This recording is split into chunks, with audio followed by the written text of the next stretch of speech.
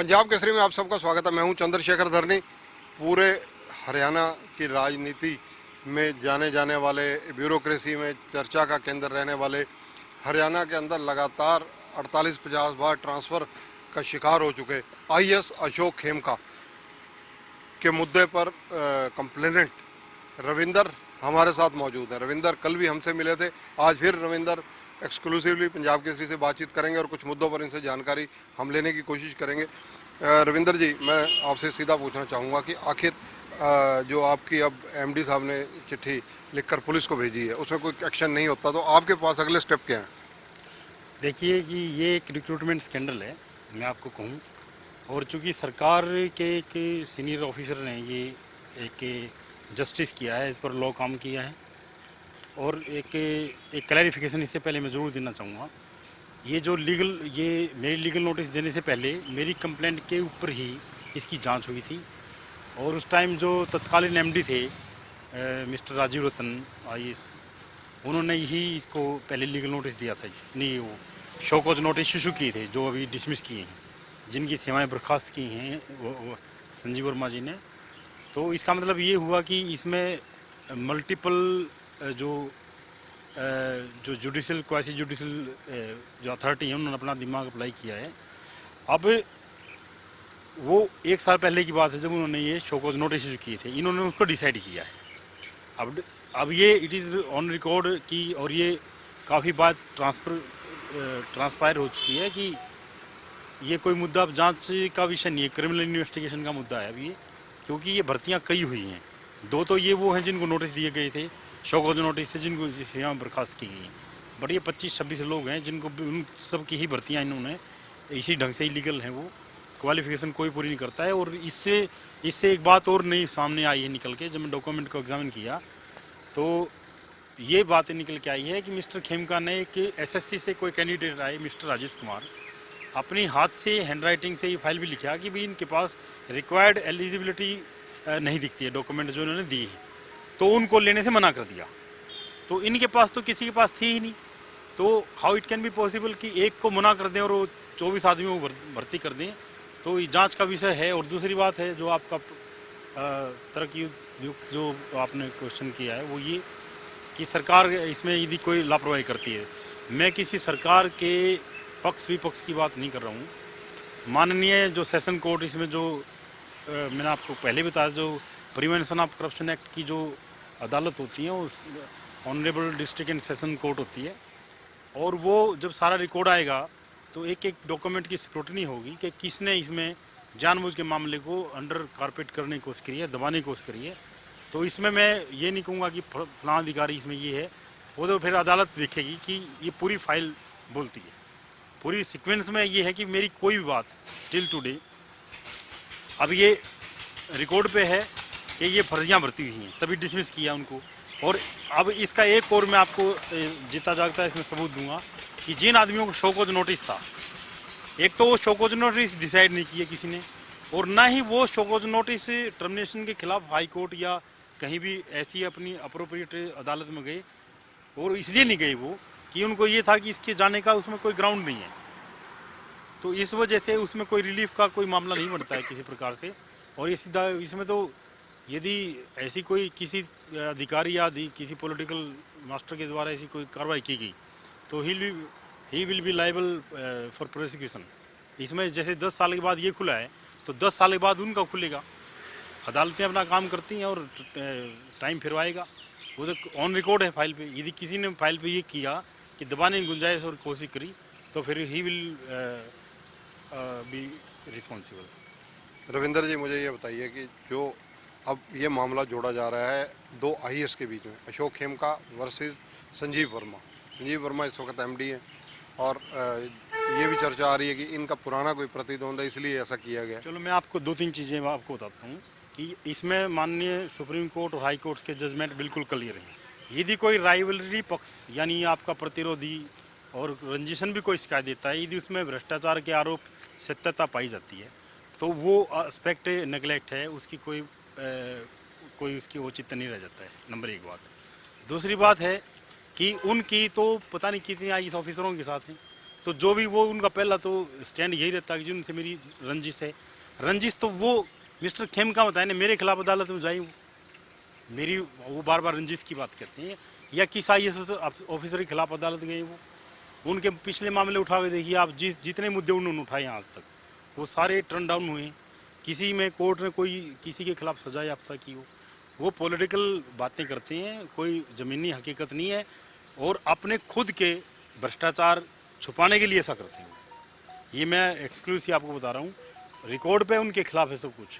एक आप ही बताइए कि एक इतनी सीनियर पोस्ट पे बैठा हुआ एक रिस्पॉन्सिबल ऑफिसर, और सरकार का भी रुख क्लियर है इसमें, सरकार ने भी कहा है कि जांच करके दो।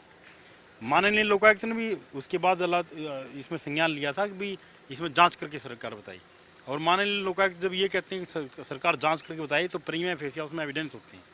और रही बात अभी जो कंप्लेंट दी है इन्होंने, तो प्रीमिया फेसिया उसमें एविडेंस हैं, नहीं करेंगे तो मैं और एक्सक्लूसिव बता देता हूँ आपको, मैंने माननीय सुप्रीम कोर्ट चीफ जस्टिस को इसकी कंप्लेंट की हुई है। यदि किसी ऑफिसर ने इसमें हैंकी पैंकी किया, गड़बड़ करने की कोशिश करी, तो शायद उनके पास भी मैं PL फाइल कर सकता हूँ, क्योंकि मामला अंडर प्रोसेस है वहाँ भी। जो अशोक खेमका जी हैं उनकी गिनती हरियाणा के ईमानदार, दबंग, निर्भीक अफसरों में होती है। 48-50 बार हर चीफ मिनिस्टर की सरकार में वो लगातार ट्रांसफ़र के भुगत भोगी रहे हैं। बहुत ज़्यादा ट्रांसफ़र जो उन्होंने झेली हैं। देखो दो मुद्दे हैं ट्रांसफ़र कर उनके। अभी तक के क्या हुआ है कि मीडिया में भी काफ़ी ये प्रचलन रहा है कि वो अपनी ईमानदारी के कारण ट्रांसफ़र होते हैं, है इसका उल्टा, उनको काम करना नहीं आता इसलिए ट्रांसफ़र होते हैं। आप उनकी कार्य फाइल पे आप कैसे किसी को असेसमेंट करेंगे, किसी ऑफिसर का असेसमेंट कैसे होगा, उसके कंडक्ट से होगा, उसका जो इंटरनल उसकी इस अधिकारी के द्वारा आप पता करिए क्या बिजनेस किया गया आज तक, किसी डिपार्टमेंट में रहे हैं, कितने डिपार्टमेंट चेंज किए हैं, आप उनकी आउटपुट क्या है और उनके क्या बिजनेस उनका काम करेगा। वो सिर्फ एक ही काम करते हैं कि पॉलिटिकली वो कैसे किसी मुद्दे को जंप करना है, उसको फिर कैच करना है और मीडिया में सुर्खियों में रहना है, ये मामला है। उनके अंदर जरा सी भी हिम्मत होती है तो वो किसी मैटर को भी ले जाकर अदालत तक लेके जाते हैं। कौन रोकता उनको? रोज़ सरकार के खिलाफ बोलते हैं, सरकार चुप है। अदरवाइज एक जो पब्लिक सर्वेंट है उसके कंडक्ट रूल में आता है, वो उसके खिलाफ नहीं बोल सकता, क्रिटिसाइज ऐसे नहीं कर सकता है। इसका मतलब ये हुआ कि कहीं ना कहीं कुछ उनको पीछे से बैकअप है इस बात का कि भाई आप सरकार के खिलाफ बोल लो या सरकार के ऐसे पॉलिटिकल के मास्टर की तरह भूमिका निभाओ, ये गलत है। इसके अलावा अगर चर्चा की जाए तो जो फिलहाल स्थिति है, ये भी चर्चा आ रही है कि जो पिछले बार लोकायुक्त से ये मामला गया थाने में, पहले भी इसकी इंक्वायरी हुई, वो फाइल कर दी गई। कोई अभी तक लोकायुक्त मैंने कोई इस मामले की फाइल नहीं किया है। ये गलतफहमी है कि लोकायुक्त इस मामले को फाइल या पुलिस ने कोई इंक्वायरी की हो, 5 सेक्टर थाने ने फाइल किया। पुलिस ने, मैंने कमिश्नर का लेटर आपको दिया था, उसने ये कहा कि केस रजिस्टर करने से पहले जांच करा ली जाए, जांच करके उन्होंने डिसमिस कर दिया उसको। अब बचा क्या इसमें, जब उनको डिसमिस ही कर दिया सर्विस से, डिसमिस तो मैं तो नहीं था वहाँ पे, कॉम्पिटेंट अथॉरिटी ने डिसमिस किया है। सरकार का ही एक एस्पेक्ट है, सरकार कांटेक्ट स्टैंड की, वो हमारा ऑफिसर नहीं है। यानी ये खबरें गलत हैं, भ्रमित हैं, जो मतलब बिल्कुल कि पहले थाने ने इसको डाइवर्ट करने का एक अटेम्प्ट है, वो कुछ नहीं है। अगर मैं आपसे ये चर्चा करूँ रविंदर जी, आप 10 साल से, तो मैं आपको 12 साल से लगातार जानता हूँ और आपने काफ़ी मेहनत की, RTI एक्टिविस्ट भी रहे हैं, आप काफ़ी इस मामले में संघर्ष किया है। आखिर अशोक खेमका से आपका विवाद क्या है? देखिए आपको बताता हूँ मैं, वो एक बात रिपीट आपने फिर की है, वो पर्सनल रंजिश की बात रखते हैं। आप मुझे बताइए, पहली बात तो मैं आपको रिकॉर्ड देता हूँ, मैंने औरों की भी बहुत की है और रिजल्ट भी आए हैं। एक बात वो जो बात छुपाते हैं मीडिया से, दूसरी बात है कि जो मेरी है, मेरे को सिर्फ उनका ये पता है कि इनकी कार्यशैली ये है, पर्सनल कोई रंजिश नहीं है। मैं पब्लिक इंटरेस्ट में काम किया। आप बताइए, जो इनकी सैलरीज गई हैं, जो करोड़ों रुपए इनके ऊपर खर्च किए हैं गवर्नमेंट ने, जो आम जनता का जो टैक्स पेयर का पैसा है जो इनकी सैलरी में गया है और स्टेट के बाहर के बंदे लगाए इसमें, वो उसके लिए कौन रिस्पॉन्सिबल है? ये मुद्दा किसने उठाया? ये मुद्दा ऐसी भी सरकारें रही हैं कि अशोक खेमका को साइकिल पर अपने कार्यालय जाना पड़ा, इनकी कार तक ले ली गई थी। तो इनको काम करना नहीं आता है, इनका कंडक्ट करप्ट है, इनका करप्ट कंडक्ट। मैं आपको कैमरे ऑन रिकॉर्ड बोल रहा हूँ, क्या वो मुझे लीगल नोटिस देंगे? जाए वो कोर्ट, मैं कंडक्ट वो करे ना। यदि वो मान लो मुझे कोई करप्ट कहेगा तो मैं उसके खिलाफ करूँगा कार्रवाई।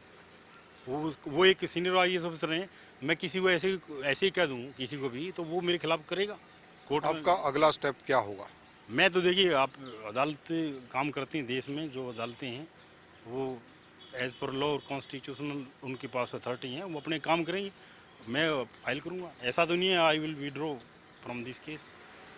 और जो भी बीच में सबसे इसमें विषय ये है, 10 साल के बाद ये हुआ है, यदि किसी ने इसमें गड़बड़ करने की कोशिश करी पॉलिटिकली अंडर प्रेशर या कोई भी फाइल के ऊपर, अब जिन ऑफिसर्स ने इनको लीगल नोटिस डिसाइड नहीं किए, दे आर रिस्पॉन्सिबल। 1 साल तक क्यों रख के बैठे वो? ऐसी स्थितियों में जब आप बड़े लोगों के खिलाफ लड़ाई लड़ते हैं तो निस्संदेह तरह तरह की धमकियां, चेतावनियां मिलती हैं। ये क्वेश्चन मैंने कल भी पूछा था, आज इसलिए रिपीट कर रहा हूं कि कल और आज में पिछले 24 घंटे में काफ़ी फ़र्क है, क्योंकि ये मामला अब हाइप पकड़ चुका है और कहीं ना कहीं आप पर दबाव भी पड़ रहा होगा आपको।